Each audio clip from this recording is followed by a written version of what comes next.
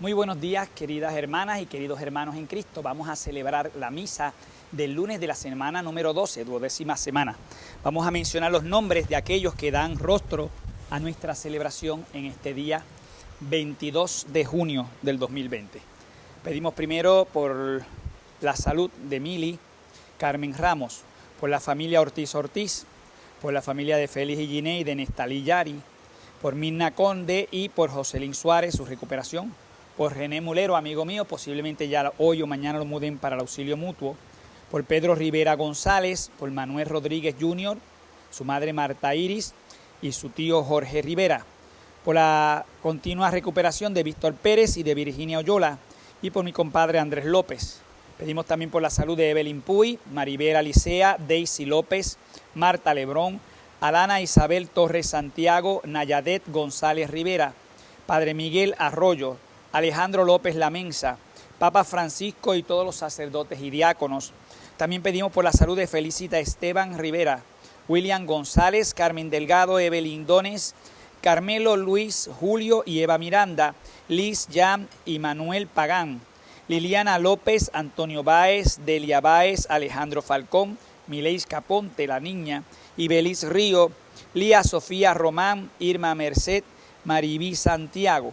Pedimos también por Esther Chasi, Ernestina Cruz, Cecilio Ortiz, Doctor Gonzalo Vázquez, Juan José Cruz, familia Vázquez Galarza, familia López Rurcel, familia Vázquez Rivera, familia Ruiz Vázquez, familia Galarza Cuevas, familia Vázquez Arzuaga, Carmen M. Ruiz, Carmen Flores, Sonia Rivera, Mirta Señeriz, Bebé Naila Paola Torres Santiago, familia Vera Fajardo de Ecuador, Gladys y Junior Aponte, Margarita Figueroa, por los que están enfermos de depresión. También pedimos por la salud de Rafi Hernández, Isabel Santana, Padre Julio Coloma de San Borondón, Ecuador. Un abrazo a este padre.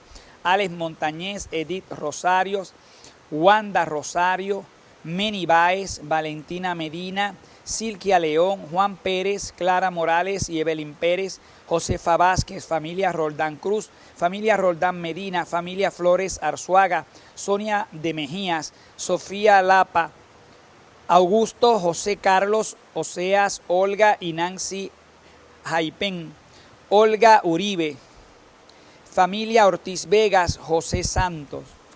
También pedimos por el bebé Liam, Miguela Torres, será operado hoy, Félix Giovanni Cruz, Papo Rosado, Héctor Rivera, Roberto Vázquez, Lidia Berríos, Wanda Rosario, Ana Nieves, Adrián Paonesa, Mónica de León, Cecilia Cepero, Heriberto Vega, Padre Felito, Padre José Ramón y Padre Kevin. Gracias, hermano.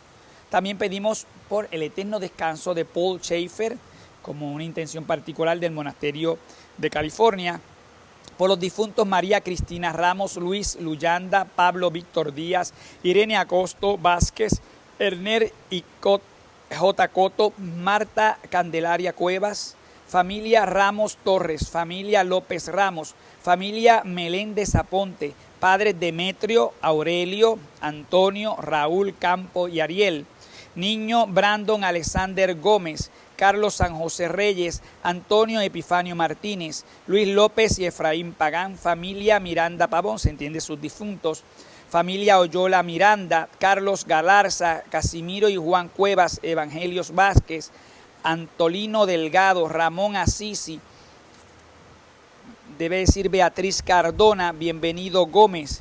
Pedimos también por los difuntos Vicente Torres, Monserrate Burgos, Lidia Esparra, Víctor Rivera, Josefina Reyes, Lidia Laza, Emiliano Gómez, Ocasio Rodríguez, Víctor Rodríguez, Sonia Bendezú, Reinaldo Rodríguez, Armengor Hernández, Valentín Rivera, Andrés Santiago, Carmen Espada, Noé Hernández, Heraldo Rabanal, Cateri Heredia, Zulma Garay, Augusto Espinosa, Andrés Ortiz y Silvia Vega, Maximina Jorge y Jesús Julio Berríos. También por los difuntos Iraida Torres, Justino Martínez, Lino del Valle, Rafael Martínez, Saturnino Núñez, Francisca Martínez, Ana Mercado, Henry Gastambide, Marieli Fuentes, Hipólito y Matías Ojeda, Emilio, Casiano, Anaceto, Exer, Julio, Julio A, Santiago. Y por último pedimos por las intenciones particulares, por los pacientes de cáncer, por todos los matrimonios, en acción de gracias de Carmen Julia Pérez, intención especial de Magali Morales, cumpleaños de Emily Rosario, cumpleaños de Raúl Enrique, un joven de allá de Aguas Buenas, y me lo comunicaba su mamá Eva, así que pedimos por él, muchas bendiciones. Por el movimiento Juan 23 en San Borondón, Ecuador, un abrazo a los retiristas de allí. Por el cumpleaños de Raúl Agosto, intención especial de Ney Guzmán, por el embarazo de Angélica Yolanda de Ecuador, intención especial de Yolanda Ruiz, intención de Maylin Escalante, intención especial de Maggie Legrón, intención especial de Adán Cantillo y también de Ana Falcón. Embarazo de Carmilet Blasco, intención especial de la familia Villarreal Sánchez. También por los que tienen sus intenciones y no pusieron su nombre y por los que indican durante la misa su intención. Habiendo dado más que rostro, le hemos dado el corazón a esta celebración, vamos a comenzarla en el nombre del Padre y del Hijo y del Espíritu Santo. Amén. La gracia de nuestro Señor Jesucristo, que derrama en su corazón el amor del Padre, esté con cada uno de ustedes y con tu espíritu. Queridos hermanos, vamos a comenzar nuestra celebración reconociendo que somos pecadores, que necesitamos de la misericordia del Señor. Tú que viniste al mundo para salvarnos, Señor, ten piedad. Tú que nos visitaste continuamente con la gracia de tu Espíritu, Cristo, ten piedad. Cristo, ten piedad. Tú que vendrás un día a juzgar nuestras obras, Señor, ten piedad. Dios Todopoderoso, tenga misericordia de nosotros, perdone nuestros pecados y nos lleve a la vida eterna. Oremos en silencio, cada uno pida lo que quiera al Señor.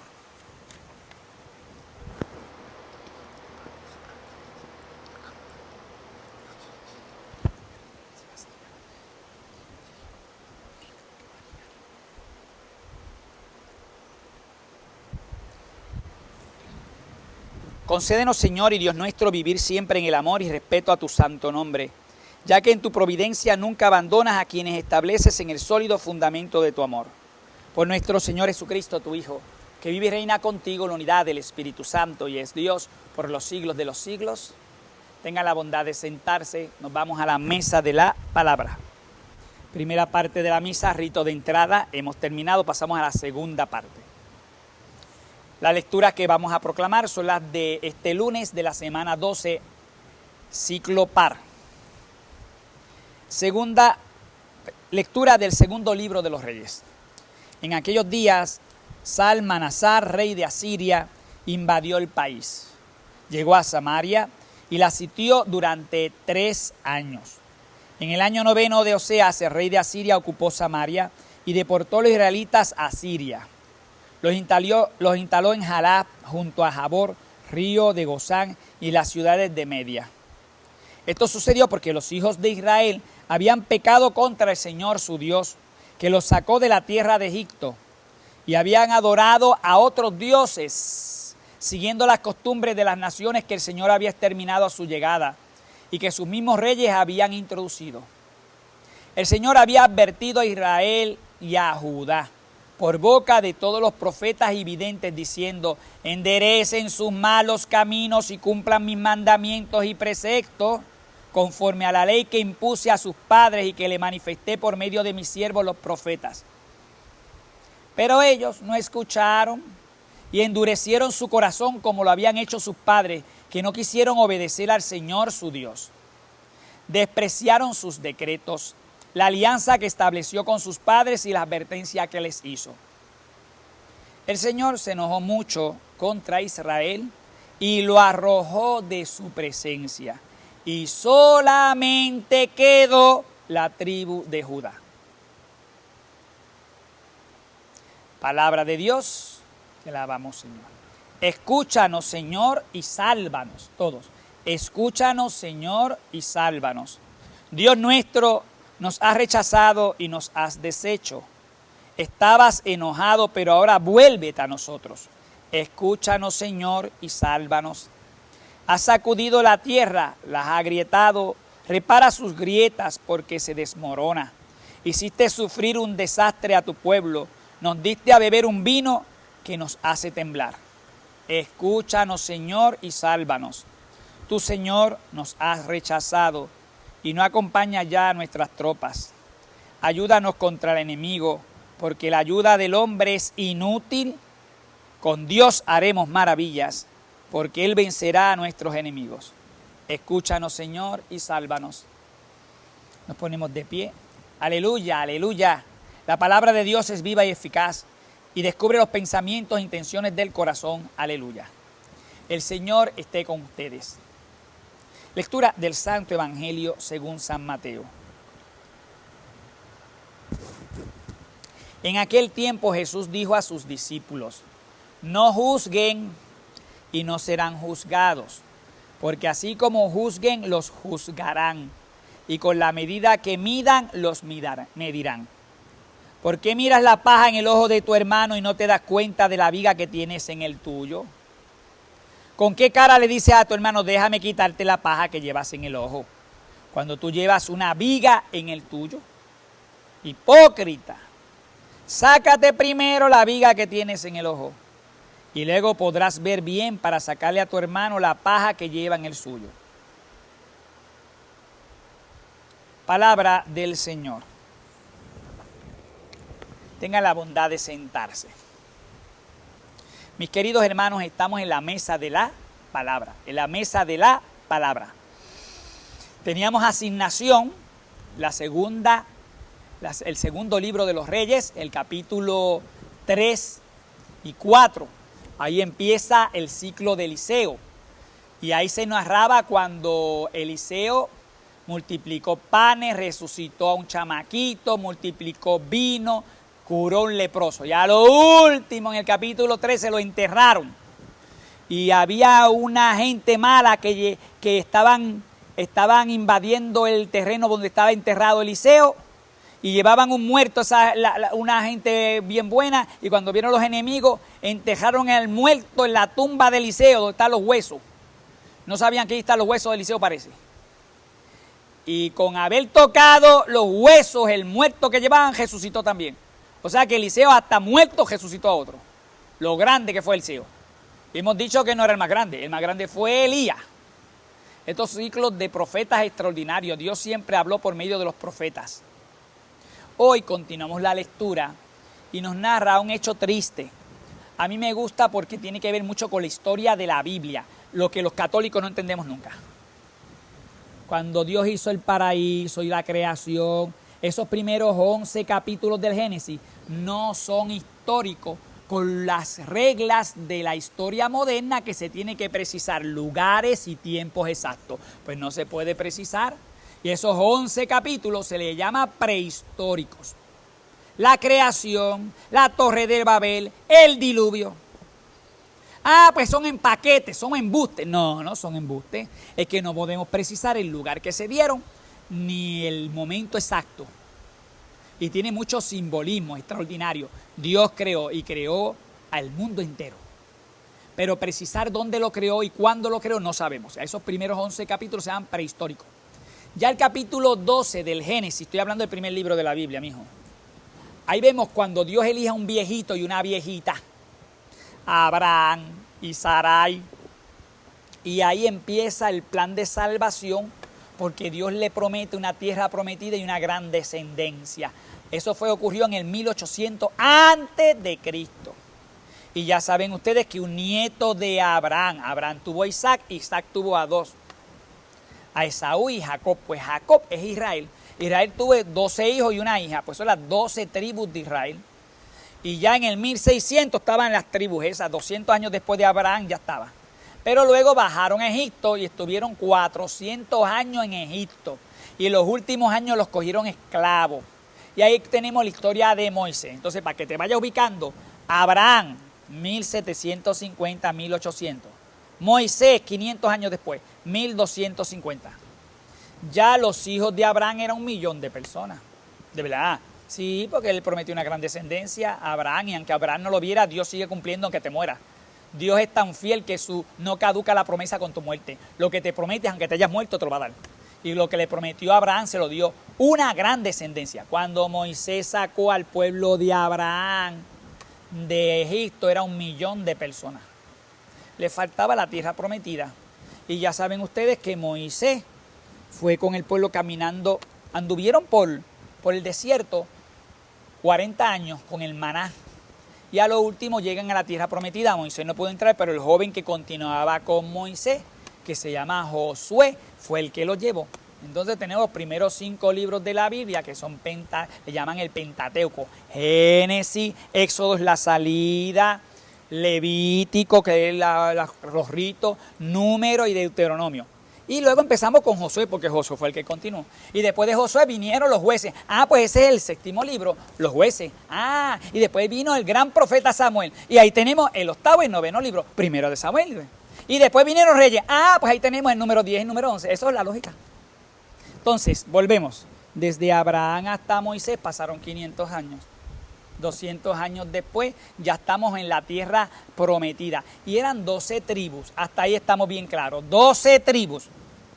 ¿Por qué me sirve tanto esta lectura? Porque te voy a decir lo que pasó. En el año 931 se dividieron las 12 tribus. ¿Cómo que se dividieron? Que se dividieron. Entonces se quedaron las tribus del norte y ahora eso se le llama el reino de Israel.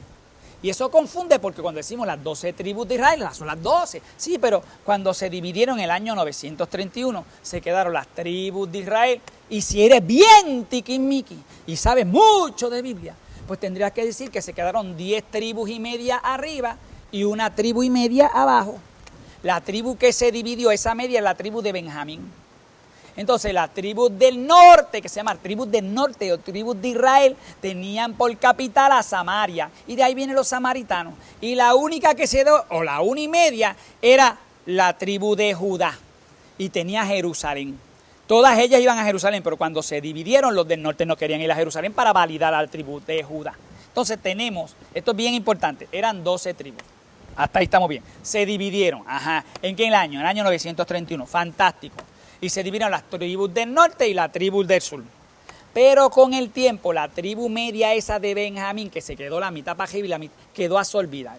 Y a partir de un tiempo, los historiadores hablaban de 11 tribus arriba y una sola abajo. Hoy terminará diciendo se quedó una sola. Entonces tenemos las tribus del norte y la tribu de abajo. La tribu de abajo, que tenía capital a Jerusalén, tenía una promesa que Dios le había hecho a uno de sus reyes, que era rey David, que uno de sus descendientes sería el Mesías. De modo que la tribu de Judá, la que se quedó abajo, era bien orgullosa. Era una sola tribu, pero se puso bien orgullosa, porque era la tribu escogida por Dios para que el Mesías viniera a él. Ellos no entendían bien que era el Mesías, pensaban que era un rey máximo, eso de que era Dios con nosotros, eso se vendrá después, eso todavía ellos no entienden. Pero ellos sabían que eran los número 1, y eran los cheches, y de ahí que los judíos se creían los cheches, y los demás eran los separatistas. Por chismosos se fueron, allá ellos. Y eran las 10 tribus, ahora vamos a decir las 11 tribus que están en el norte. Las tribus del norte es el reino del norte, el reino de Israel, y la tribu de abajo, la tribu de Judá. De ahí vendrán los judíos. Y hoy nos narran algo que pasó en el año 722, que el reino del norte fue agajado por la cereta y los sacaron y los destruyeron. Bueno, ¿y por qué pasó eso? Entonces el autor sagrado dice, pasó porque era gente que no escucharon la palabra de Dios. Toda esta historia que hemos contado de Elías y Eliseo, esa gente estaban predicando allí. Pero ya vieron ustedes cómo un rey con una brujita empezaron a meter al pueblo basofia en la mente y terminaron adorando un montón de dioses, haciendo sinvergüenzadas. No cumplían los mandamientos. Pues entonces el autor sagrado dice, miren, en el año tal, y te dice los nombres de esos reyes, fueron desterrados a Siria, la tribu del norte. ¿Cuántas tribus eran? Pues todas las tribus que no eran la tribu de Judá. Se quedó solo la tribu de Judá. Entonces las tribus del norte se lo llevaron para Siria. Dejaron de existir como pueblo. Se acabó. ¿Cómo es? Las tribus del norte. Padre, pero no eran 12 tribus. Eran, pretérito pasado. Eran, ya no. Ahora estamos hablando de que quedó una sola tribu. Estamos hablando de que eso ocurrió en el siglo VIII, en el año 722. En el año 722, las tribus del norte quedaron desterradas a Siria. Vino unos enemigos y la agajaron por las ceretas y se los mandaron. Se acabaron las 12 tribus, se acabó. Ya no hay más 12 tribus. Ni enojada. Las tribus del norte, ahora se quedó una sola tribu. Termina la lectura diciendo, también ahí le construyó dice aquí, el Señor se enojó mucho contra Israel, las tribus del norte, pues porque habían adorado otros dioses, habían abandonado los mandamientos y los arrojó de su presencia. Y termina diciendo la lectura, y solamente se quedó la tribu de Judá, punto. Y la tribu de Judá era la tribu del sur, que tenía por capital a Jerusalén, y el rey David era de la tribu de Judá, y el Mesías tenía que venir de la tribu de Judá, y San José, el esposo de la Virgen María, era de la tribu de Judá, y gracias a San José, cuando adopta a este hijo, que es Jesús, porque no era su hijo biológico, y le pone el nombre de Jesús, lo inscribe bajo el nombre de Jesús, de la tribu de Judá, de la tribu de David, el que había recibido la profecía de que el Mesías nacería de esa tribu. Se acabó. Brutal, como dicen los muchachos. Solamente se quedó una tribu, la tribu de Judá. Y los que viven en la tribu de Judá se llaman judíos. Por eso los judíos tenían un orgullo. Los judíos se creían la Coca-Cola última del desierto.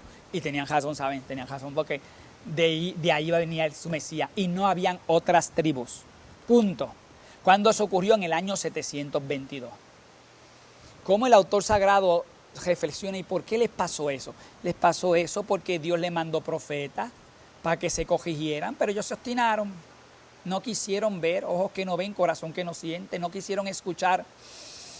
No hay peor ciego que el que no quiera ver, no hay peor sordo que el que no quiera escuchar.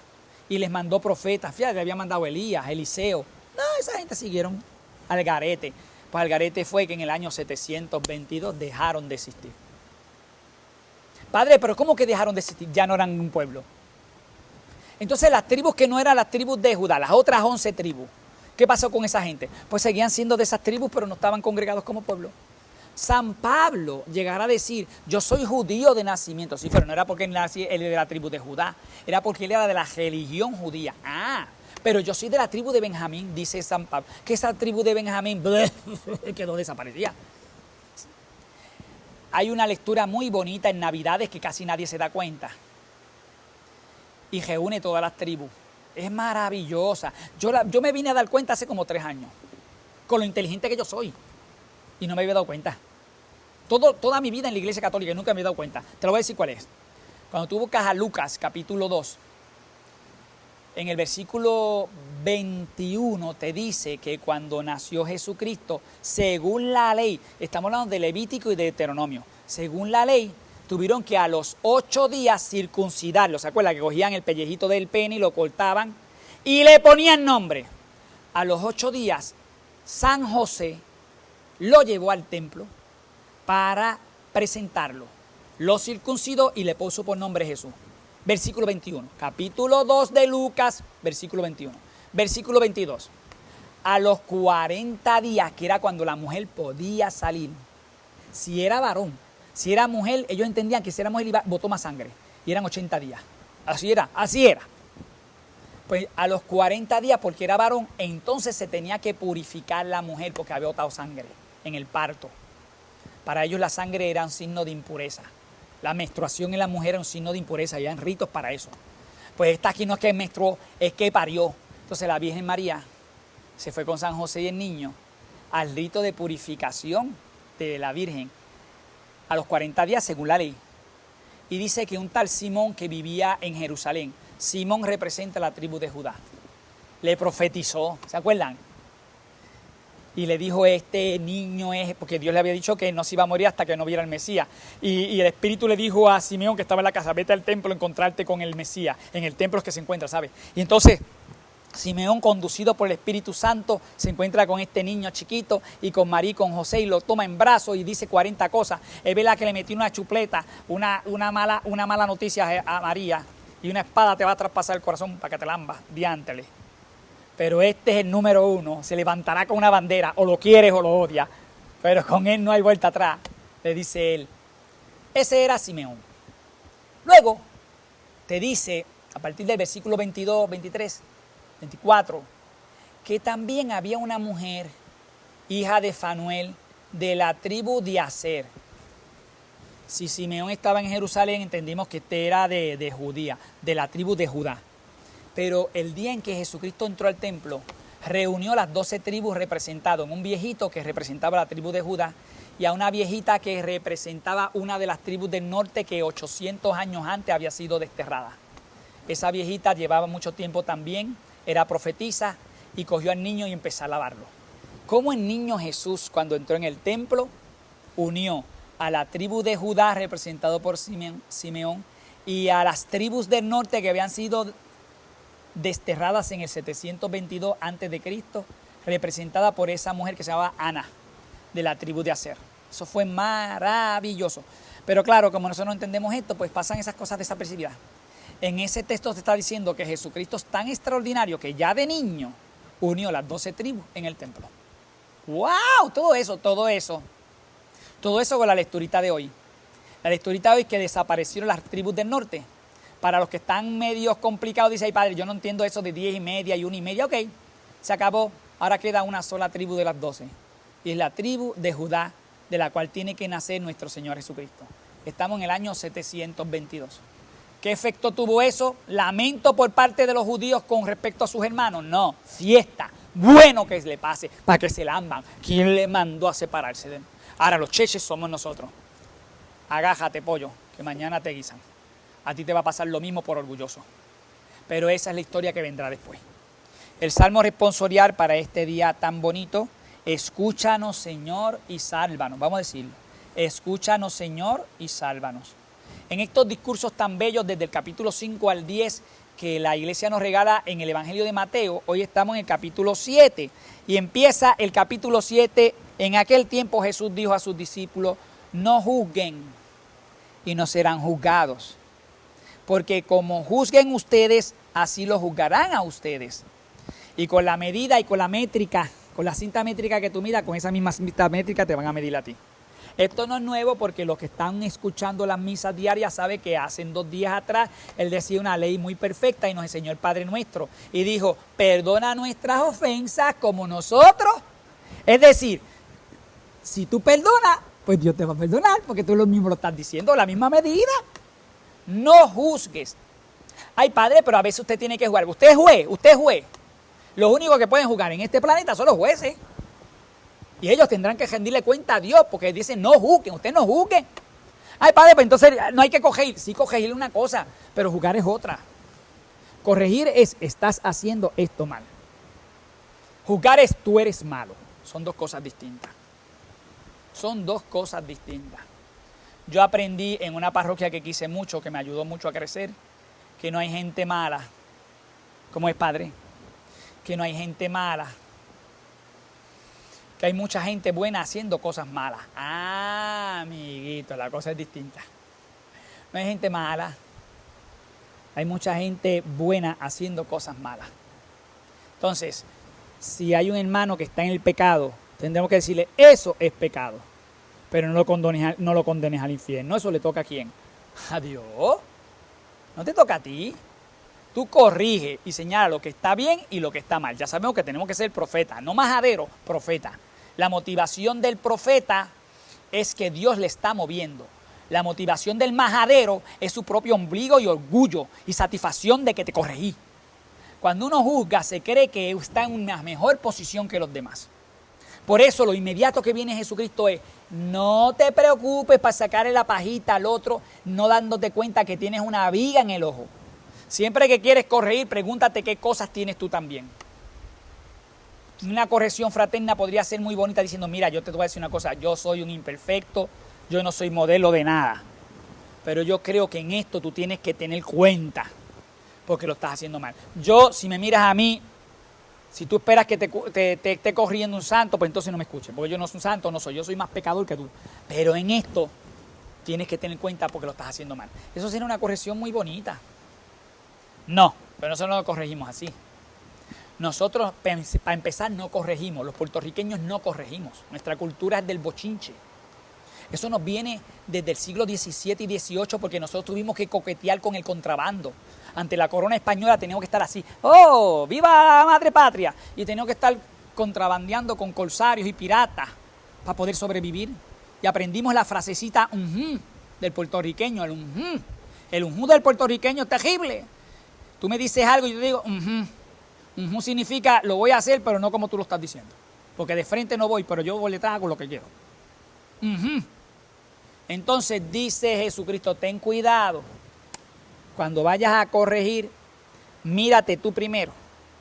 Quítate el 4x4 que tienes en el ojo, para que entonces te preocupes de la pajita que tiene el otro. Mírate primero tú, para que entonces cuando corrijas al otro, en verdad sea con humildad. Había un santo padre del siglo IV que le pidieron que fuera a juzgar a un monje que estaba haciendo las cosas mal. Era un hombre de mucha oración, el abad Moisés se llamaba, el siglo IV. Y cuando llegó a la salita donde estaba, que iban a juzgar al monje ese, llevaba un balde de madera con 2 o 3 astillas abiertas, llevando arena por todo donde caminaba, se le iba cayendo la arena por jotos del balde. Y cuando llegó a la sala, le dijo, ¿qué estás haciendo? Y le dijo, bueno, aquí estoy yo. Vengo arrastrando todos mis pecados y ahora me ponen a juzgar a este. Con eso se acabó el juicio. Como quien dice, si hay uno aquí que está clamando pecado por donde quiera que va, soy yo. Y ahora quieren que yo lo juzgue. Pues vine a eso, a juzgarlo, pero miren. Y los otros entendieron lo que estaba diciendo. Ten mucho cuidado con juzgar. La realidad es que a veces tenemos que corregir. Los padres tienen que corregir. Los hermanos se tienen que corregir. Se llama corrección fraterna. Y corregir no nos gusta a nadie. La corrección no nos gusta a nadie. Corregir a un enemigo es malo, corregir a un amigo a veces es más difícil, porque se pone en juego la amistad, significa que no somos tan amigos nada. Si yo tengo que estar con tanta consideración para corregir a mis amigos, significa que no son tan amigos nada. Pero bien, esos otros 20 pesos. Cuando eso ocurre, tendremos que evaluarnos qué es lo que me está motivando. En realidad yo quiero que crezcan o me estoy dando la satisfacción de haberle corregido. Y en última instancia Jesucristo me está diciendo, aun cuando tú veas que alguien está haciendo algo malo, corrígele, pero no lo juzgues. Déjame a mí determinar si la persona es mala, buena, si se va para el infierno o no. Eso no te toca a ti. Tú corrige, se acabó. Porque hay días buenos y días malos para todos. Y vamos a ser misericordiosos. Porque Jesucristo dijo muchas veces que el que practica misericordia tendrá un juicio ¿de qué? De misericordia. Pero si usted es tan estricto, pues usted va a tener un juicio bien estricto. Con la medida que mida a los demás, te van a medir a ti. Vamos a dejarlo aquí porque hemos celebrado que se me ha simplificado la clase de historia bíblica diciéndome que ahora quedó una sola tribu. Se acabó. Ya en el siglo VIII, antes de Cristo, en el año 720, quedó una sola tribu. Y aquellas tribus que quedaron desterradas fue porque no escucharon la voz de Dios. Y el Salmo decía, escúchame Señor, cuando te invoco. Y Jesucristo me está diciendo, no juzgues, corrige, pero no te pongas a juzgar. Porque no hay personas malas, hay personas buenas haciendo cosas que malas. Tú preocúpate que cuando juzgues, estés consciente como ese abad, que cuando tú llegas a juzgar a otro, a ti te deberían juzgar primero, porque si hay uno más pecador que ese, eres tú. Y esto es un tema importante. Como ninguno de ustedes son jueces, pues practiquen estas palabras así de sencillo. No tengo que juzgar. Ahora, los que son jueces tendrán que, de cara a su oficio que Dios le ha puesto, aclarar cómo han juzgado ante Dios. También ellos, porque a cada puerco le llega su Navidad. Todo el mundo tendrá que comparecer ante Dios para ver cómo hemos hecho nuestro trabajo. Y al que mucho se le da, mucho se le va a exigir.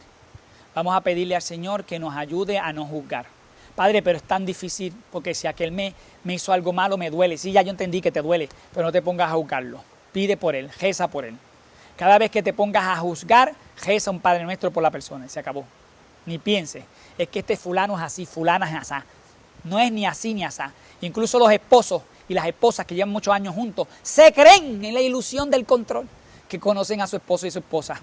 Tú conoces una imagen de ellos. Date la experiencia de la sorpresa porque la persona cambia y cambiamos todos. Pero si te quedas con una etiqueta de lo que fue los primeros años de tu matrimonio y ya llevas 30 años, mijo, actualízate, dale update a tu situación de matrimonio porque tú no eres el mismo ni la otra persona es la misma. No estés juzgando. Es que yo lo conozco como si lo hubiese parido. Eso te lo crees tú. ¿Por qué no buscas en el interior de la otra persona los grandes desafíos, los grandes sueños no logrados, las grandes frustraciones, las grandes esperanzas? Es allí donde puedes conocer bien a la persona. Y allí no puedes juzgar. Allí lo que tienes que escuchar, regalar el tiempo para escuchar. Vamos a pedirle al Señor que nos dé la capacidad de corregir sin tener que juzgar. Que el Señor les bendiga. Y nos ponemos de pie y decimos, envía a tu Espíritu, Señor, todos. Vamos a pedir por el Papa Francisco, pedimos por nuestro obispo Eusebio, por todos los sacerdotes y diáconos, como pedían en las peticiones inicialmente. Roguemos al Señor, envía a tu Espíritu, Señor. Pidamos al Señor por todos los países que nos escuchan, pidamos por el agua para México, por la salud para Ecuador, también por la salud para el mundo entero en esta pandemia, en las situaciones de injusticias, de lucha social como se está dando en Estados Unidos, por las fronteras, por la distribución del agua y de los alimentos y las semillas. Roguemos al Señor, envía a tu Espíritu, Señor. Pidamos al Señor que nos ayude a confiar más en Él y menos en nosotros, que no juzguemos, corrijamos y que lo que está mal, pero que no le apliquemos a esa persona una condena, porque todavía hasta el último aliento de vida puede el Señor lograr un milagro. Roguemos al Señor, envía a tu Espíritu, Señor, para que vivamos con alegría, sabiéndonos parte de un pueblo escogido por Dios que se llama la Iglesia, que a través del bautismo nos incorporamos en ella. Roguemos al Señor, envía a tu Espíritu, Señor. Padre, en este lunes de la semana 12 te presentamos todo lo que somos. Permite que podamos vivir una semana contigo. Por Jesucristo nuestro Señor. Amén. De la mesa de la palabra nos vamos a la tercera parte de la misa de la Eucaristía.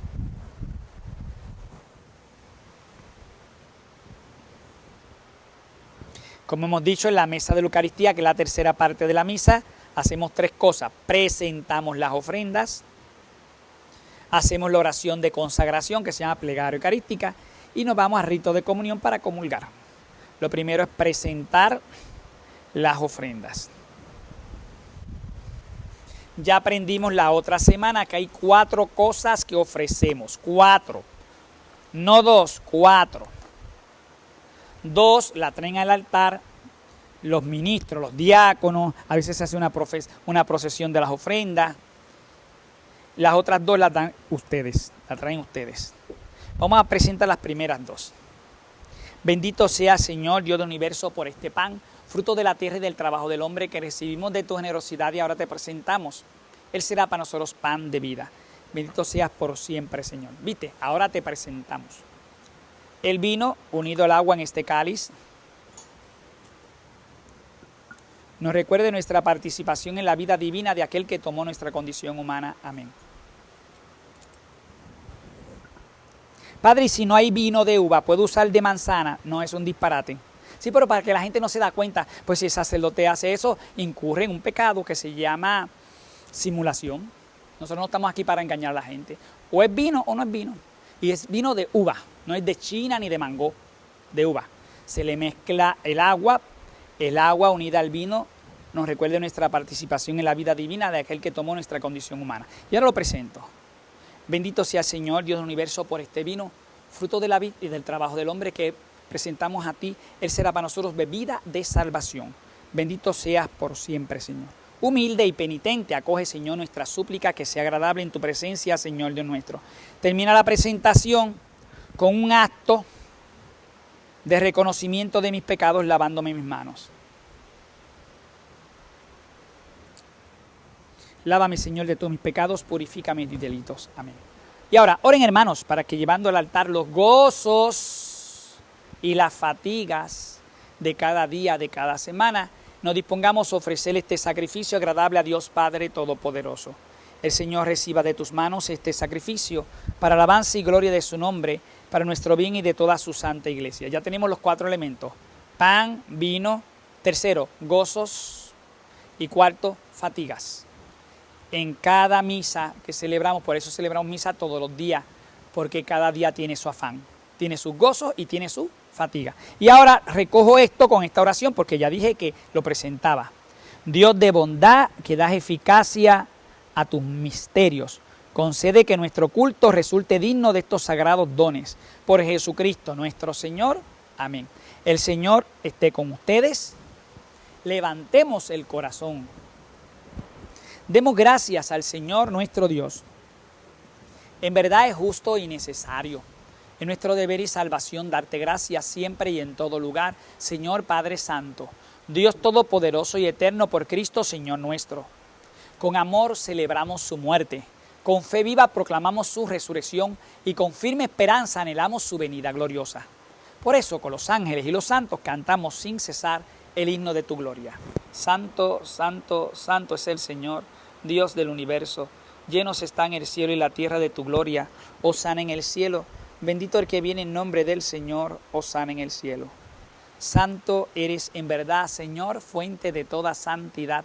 Por eso te pedimos que santifiques estos dones con la efusión de tu Espíritu, de manera que se conviertan para nosotros en cuerpo y sangre de Jesucristo nuestro Señor, el cual cuando iba a ser entregado a su pasión voluntariamente aceptada, tomó pan. Dándote gracias lo partió y lo dio a sus discípulos diciendo: tomen y coman todos de él, porque esto es mi cuerpo que será entregado por ustedes.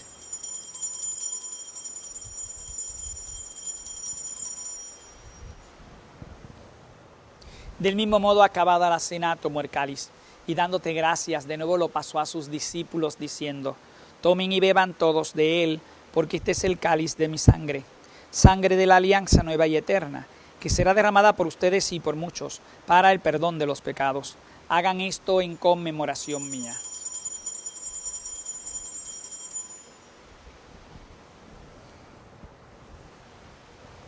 Amados y amadas, este es el sacramento de nuestra fe. Anunciamos tu muerte, proclamamos tu resurrección. Ven, Señor Jesús. Así, Padre, al celebrar ahora el memorial de la muerte y resurrección de tu Hijo, te ofrecemos el pan de vida, el cáliz de salvación, y te damos gracias porque nos haces dignos de servirte en tu presencia. Te pedimos humildemente que el Espíritu Santo congregue en la unidad a cuantos participamos del cuerpo y sangre de Cristo. Acuérdate, Señor, de tu iglesia extendida por toda la tierra, y con el Papa Francisco, con nuestro obispo Eusebio, y todos los pastores que cuidan de tu pueblo. Recordamos al Padre Miguel, recordamos al Padre José Ramón. Llévala a la perfección por la caridad. Acuérdate también de nuestros hermanos que se durmieron en la esperanza de la resurrección y de todos los que han muerto en tu misericordia. Admítelos a contemplar la luz de tu rostro. También ten misericordia de todos nosotros, y así con María la Virgen Madre de Dios, su casto esposo San José, el Beato Charlie, San Juan 23 y cuantos vivieron en tu amistad a través de los tiempos, merezcamos por tu Hijo Jesucristo compartir la vida eterna y cantar tus alabanzas. Por Cristo, con Él y en Él, a ti, Dios Padre Omnipotente, en la unidad del Espíritu Santo, todo honor y toda gloria por los siglos de los siglos. Amén. Fieles a la recomendación del Salvador y siguiendo sus divinas enseñanzas, nos atrevemos a decir: Padre nuestro que estás en el cielo, santificado sea tu nombre. Venga a nosotros tu reino. Hágase tu voluntad en la tierra como en el cielo. Danos hoy nuestro pan de cada día. Perdona nuestras ofensas, como también nosotros perdonamos a los que nos ofenden. No nos dejes caer en tentación y líbranos del mal. Líbranos de todos los males, Señor, y concédenos la paz en nuestros días, para que, ayudados por tu misericordia, vivamos siempre libres de pecados y protegidos de toda perturbación, mientras esperamos la venida gloriosa de nuestro Salvador Jesucristo. Señor Jesucristo, que dijiste a tus apóstoles: la paz os dejo, mi paz os doy. No tengas en cuenta nuestros pecados, sino la fe de tu iglesia, y conforme a tu palabra concédele la paz y la unidad. Tú que vives y reinas por los siglos de los siglos, la paz del Señor esté siempre con ustedes. Los que puedan en su casa se dan la paz. Cordero de Dios, que quitas el pecado del mundo, ten piedad de nosotros. Cordero de Dios, que quitas el pecado del mundo, ten piedad de nosotros. Cordero de Dios, que quitas el pecado del mundo, danos la paz.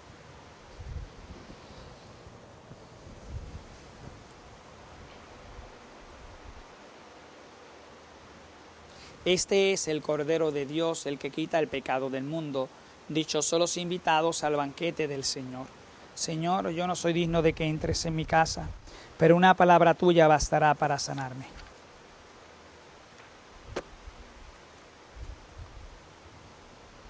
Dice el Señor, yo soy el buen pastor y doy mi vida por mis ovejas. Amén.